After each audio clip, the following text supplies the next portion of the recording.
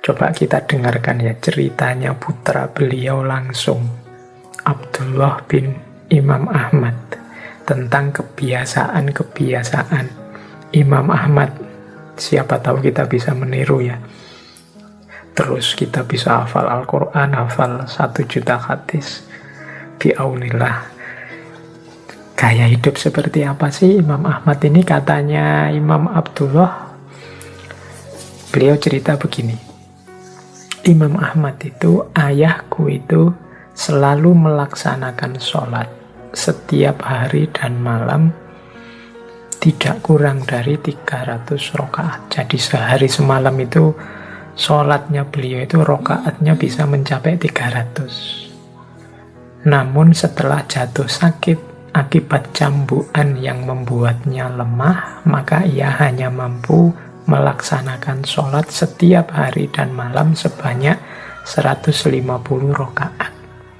Saat itu usia beliau mendekati 80 tahun. Jadi di antara kebiasaannya Imam Ahmad itu sholat sehari semalam, kalau dihitung rakaatnya bisa nyampe 300. Tapi setelah beliau mengalami siksaan akibat mihnah tadi, tubuh beliau mulai tidak fit lagi sehingga kuatnya hanya separuhnya. Ini kalau urusan sholat. Terus setiap hari beliau ini membaca 7 surat panjang. Jadi kalau ngaji yang dipilih surat-surat panjang, sehari bisa sampai 7 surat. Surat panjang itu ya bagian-bagian awal Al-Quran itu kan panjang-panjang, itu Al-Baqarah, Ali Imran, itu kebalikannya kita ya. Kalau kita kan milih surat-surat pendek biar cepet.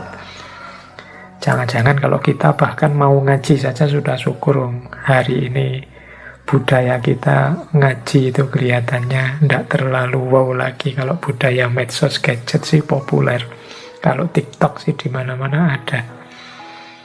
Bahkan kalau di tempat saya kok tiba-tiba ada suara orang ngaji keras-keras gitu. Terus pertanyaannya, ada orang meninggal di mana? Karena kedengaran suara ngaji itu biasanya pas ada orang meninggal. Imam Ahmad ini kalau ngaji dipilih dalam sehari surat-surat panjang, 7 surat-surat panjang. Dan beliau minimal menghatamkan Al-Quran 7 hari sekali. Jadi itu kebiasaan beliau, minimalnya dalam 7 hari sekali. Kalau kita kan bisa menghatamkan Al-Quran setahun sekali. Biasanya pas Ramadan. Itu pun tidak selalu sukses. Sering-sering hanya niatnya saja menghatamkan terus tidak nyampe. Oke. Jadi itu kebiasaan beliau. Kemudian malam hari beliau ini seperti gurunya. Malam hari itu dibagi 3. Kalau Imam Ahmad setelah sholat isya sekitar 1 jam, kemudian beliau tidur ringan, tidur sebentar, kemudian bangun sholat dan sampai pagi melakukan aktivitas mujahadah, berdoa, mendekat kepada Allah. Ini malam-malam beliau. Itu kalimat yang terakhir itu tadi sedikit saya singgung. Aku pernah mendengar ayahku pada waktu sahur berdoa untuk satu kaum dengan menyebut nama-namanya. Ia banyak berdoa dan menyembunyikannya. Jadi ini cerita putra beliau bahwa Imam Ahmad ini suka mendoakan orang, meskipun orangnya tidak tahu. Jadi kebalikannya kita ya, kalau hari ini kita banyak sekali pamer akan mendoakan orang. Ada temannya pergi, ya saya doakan semoga selamat di jalan. Ada temannya melakukan apa, ya saya doakan. Tapi kalimat yang kita ucapkan ini seringkali basa-basi. Kita tidak secara serius akan mendoakan dia. Setelah itu kan kita tidak terus setelah sholat kita doakan, ya Allah semoga teman saya yang tadi dalam perjalanan selamat. Kemungkinan kita yang tidak melakukan itu. Tapi kalau Imam Ahmad sebaliknya. Jadi beliau Meskipun tidak menyebut akan mendoakan, tetap beliau semangat mendoakan orang lain dan disembunyikan. Kemudian kebiasaan lagi dari Imam Ahmad, beliau ini suka memperbanyak puasa. Jadi puasa terus menerus berpuasa, itu kebiasaan beliau. Senin Kemis Ayyamul Bid itu tidak pernah ketinggalan, 13, 14, 15. Bahkan setelah mengalami siksaan luar biasa gara-gara mihnah, ceritanya Abdullah bin Imam Ahmad ini, beliau puasa terus sampai meninggal. Nah, ini kebiasaan pribadi beliau. Baik, biar nanti malam ini dapat banyak, saya lanjutkan. Kebiasaan ilmiah. Kita teladani hidup beliau. Kebiasaan ilmiah ini saat beliau menjadi guru di dunia ilmu, saat beliau mengajar pada murid-muridnya. Apa yang beliau lakukan, kebiasaan-kebiasaan beliau? Pertama, ini saran dari Imam Ahmad, saat belajar dimohon menjauhi banyak canda, tidak terlalu banyak guyon. Mengapa begitu? Ya karena Imam Ahmad ini bidangnya sunnah. Kata Imam Ahmad, meriwayatkan sunnah, belajar tentang sunnah itu bagian dari ibadah. Dan kalau kita ibadahkan, ya kalau bisa tidak sering-sering bercanda. Ya sedikit-sedikit mungkin menghilangkan kejenuhan sebentar, tidak apa-apa bercanda. Tapi kalau terlalu banyak candanya, nanti aura ilmunya hilang, cahaya keilmuannya bisa jauh. Jadi cari ilmu ayo, memperdalam ayo, mungkin sedikit-sedikit ada guyonnya, ada candanya, tapi jangan fokus ke situ saja. Karena kita ini mencari ilmu, belajar. Ya mungkin kalau bahasa hari ini, ya ini belajar bukan stand up. Kalau stand up ya memang isinya full canda, tapi kalau belajar ya enggak. Nah ini nasihat dari Imam Ahmad, biar cahayanya ilmunya enggak hilang. Kan ada beberapa riwayat itu yang menyatakan orang yang banyak tertawa bisa keras hatinya. Jadi tertawa boleh, sebentar bersenda gurau boleh, biar tidak keras hatinya. Terlalu banyak tertawa juga mengeraskan hati. Jadi yang biasa saja, normal saja. Nah, yang pertama itu, jadi kebiasaannya Imam Ahmad. Jadi kalau teman-teman belajar nyantri ke Imam Ahmad, yo jangan menunggu beliau akan banyak bercanda. Nanti kalian mengeluh, wah iki serius tenan, ini ndak ada dagelannya sama sekalian. Karena bagi beliau ini ibadah. Kurang sopan kalau ibadah banyak bercandanya. Ini Imam Ahmad. Terus beliau punya kebiasaan hanya menyampaikan hadis kalau ada orang bertanya. Kalau tidak ada yang bertanya, ya beliau diam, tidak menyampaikan apapun. Nah ini kebiasaan ilmiah.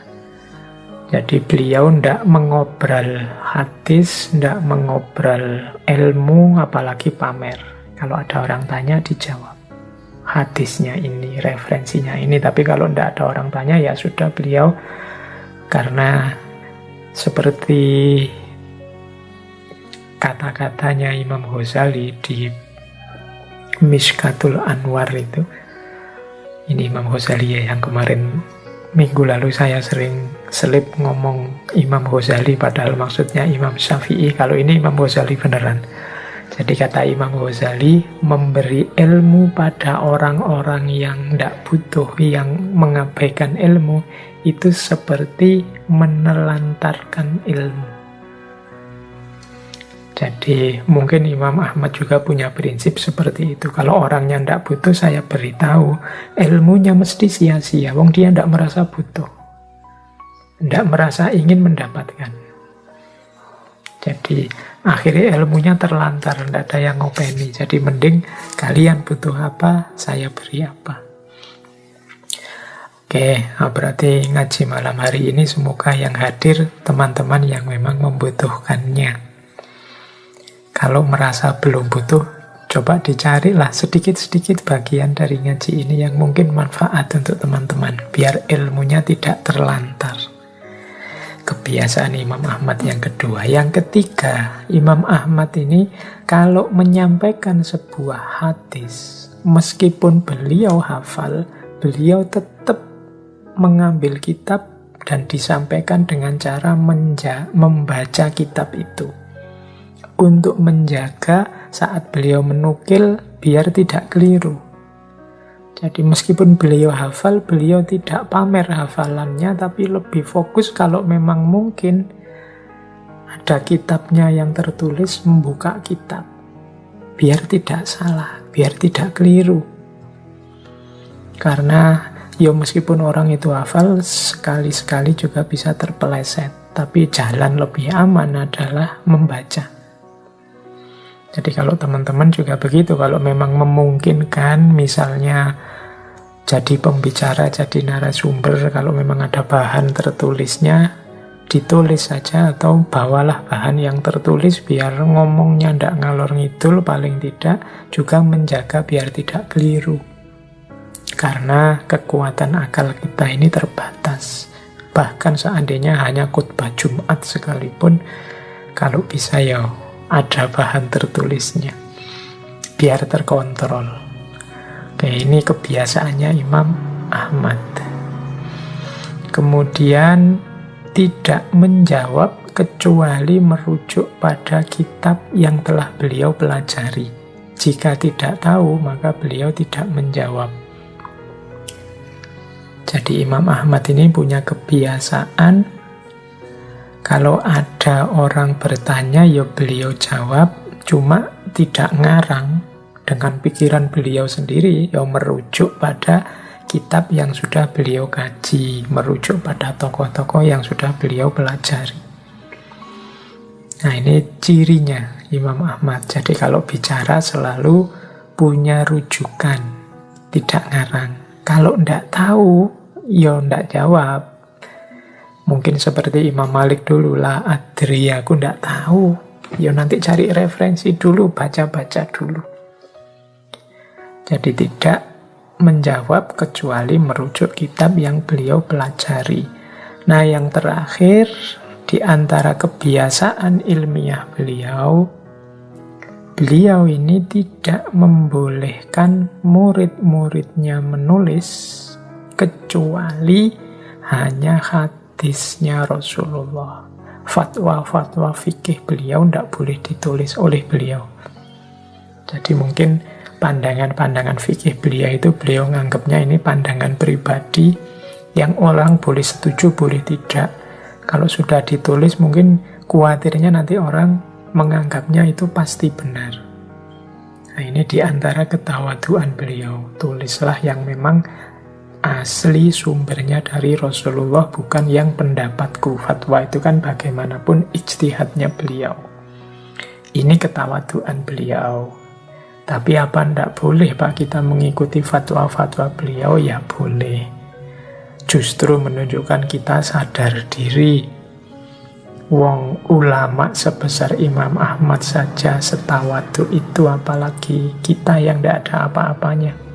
Kalau dalam hal memahami hukum, membaca Al-Quran, memahami hadis, insya Allah beliau ini sudah tidak ada tandingannya, apalagi ditandingkan dengan kita. Maka kalau kita mengikuti fatwa beliau itu bukan sesuatu yang tercela atau aib, tapi justru manusiawi, masuk akal, dan memang seharusnya begitu kalau kita sadar diri. Jadi kita mengikuti Imam Syafi'i, mengikuti Imam Ahmad, Imam Malik, Imam Abu Hanifah, itu bukan berarti menunjukkan kita tidak independen atau kita tidak mau berusaha sendiri, tapi menunjukkan kesadaran bahwa kita ini tidak level kalau dibandingkan mereka. Ya tetap kita kaji, kita pelajari, kita cari dalil dasar pemikiran mereka. Itu di antara penghormatan kita kepada mereka. Meskipun mereka sendiri bilang, ya kalau ada pikiranku yang kalian tidak cocok dengan sunnah dan hadis, tinggalkanlah. Itu bagi saya bukti ketawaduan beliau-beliau, justru menunjukkan keulamaan, kecendekiawaan mereka. Baik,